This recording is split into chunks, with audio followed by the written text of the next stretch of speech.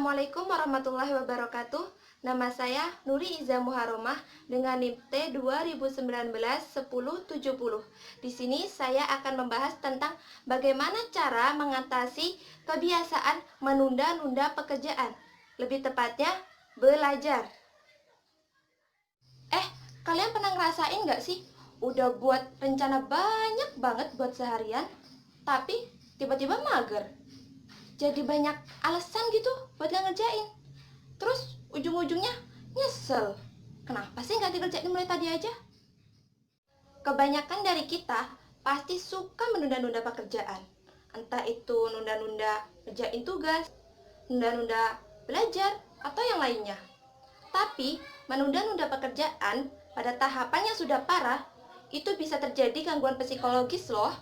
Dan ini juga bisa mengakibatkan kurangnya percaya diri, kesal pada diri sendiri, stres, bahkan depresi.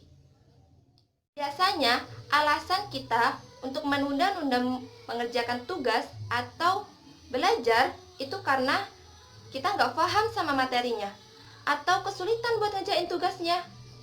Bisa juga karena nggak suka sama pelajarannya, bahkan gurunya. Wah, udah gak benar tuh. Selain itu, ada juga yang lebih menarik daripada belajar atau ngerjain tugas. Contohnya, kayak ngobrol, main HP, atau nge-game. Nah, kali ini saya akan membahas tentang bagaimana cara mengatasi kebiasaan menunda-nunda dalam belajar menurut teori behavioristik. Yang pertama ialah stimulus dan respon. Stimulus adalah rangsangan atau sesuatu yang diberikan oleh gurunya kepada siswanya. Sedangkan respon adalah reaksi atau tanggapan siswanya terhadap stimulus yang diberikan oleh gurunya yang perlu diamati. Stimulus tidak hanya bisa kita dapatkan melalui guru, tetapi juga bisa kita dapatkan melalui orang di sekitar, seperti orang tua atau saudara. Bisa juga melalui media, seperti bimbingan belajar online yang bisa kita akses secara mudah. Dan biasanya, seseorang lebih suka belajar menggunakan media, karena itu dapat mendorong mereka untuk lebih tertarik dan lebih cepat untuk merespon, yaitu dengan mulai belajar. Yang kedua yaitu reinforcement dan punishment. Reinforcement yaitu penguatan, bisa berupa penghargaan atau hadiah. Sedangkan punishment merupakan hukuman. Jadi kita memiliki penguatan serta hukuman pada diri kita sendiri apabila kita menunda-nunda dalam belajar.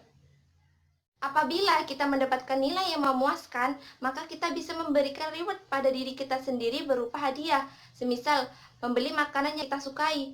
Tapi sebaliknya, apabila kita mendapatkan nilai yang tidak memuaskan, maka kita mendapatkan hukuman. Seperti selama 1 bulan atau 2 bulan kita tidak boleh memakan makanan yang kita sukai. Jadi penguatan dan juga hukuman di sini dapat memotivasi kita agar tidak menunda-nunda dalam belajar. Selain 2 cara tadi, kita juga bisa membuat rencana harian, di mana rencana harian ini merencanakan apa saja kegiatan yang kita lakukan di hari itu. Kita juga bisa membuatnya di pagi hari saat bangun tidur atau malam hari saat sebelum tidur. Rencana harian ini bisa ngasih efek pada diri kita supaya lebih disiplin dan juga supaya tidak terbiasa menunda-nunda pekerjaan.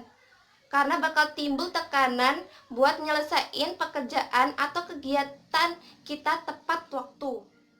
Sekian pembahasan yang bisa saya sampaikan. Mohon maaf apabila ada kesalahan ataupun kekurangan. Wassalamualaikum warahmatullahi wabarakatuh.